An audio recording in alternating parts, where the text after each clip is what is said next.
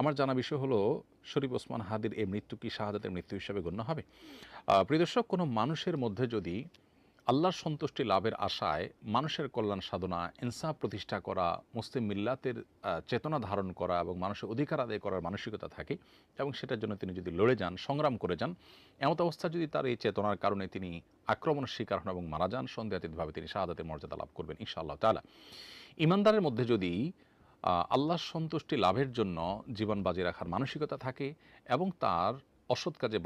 বাধা প্রদান, অন্যায়ের বিরুদ্ধে তার প্রতিরোধ এবং ইনসাফ প্রতিষ্ঠার মানসিকতা লালন করার কারণে তিনি যদি আক্রমণের শিকার হন, তাহলে সেক্ষেত্রে তিনি অবশ্যই শাহাদাতের মর্যাদা লাভ করবেন। সেই জায়গা থেকে শরীফ ওসমান হাদিকে আল্লাহ তাআলা শাহাদাতের মর্যাদা দান করুন, আমরা সেই দোয়া করি।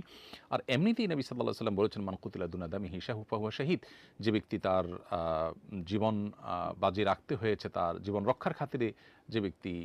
কারোর হাতে খুন হয়েছে, জীবন রক্ষা করতে গিয়ে তার জীবন খুন হয়েছে, অর্থাৎ সাধারণ ধস্তাধস্তিতে অথবা কোনো ডাকাতের হাতে মারা গেছে, সেও শাহাদাতের মর্যাদা লাভ করেন। তাহলে সেক্ষেত্রে দ্বীনের কথা বা মুসলিম মিল্লাতের কথা বা মুসলিম চেতনার কথা বা ইনসাফের কথা বা মানুষের অধিকারের কথা যদি কেউ বলতে যান মুসলিম হয়ে,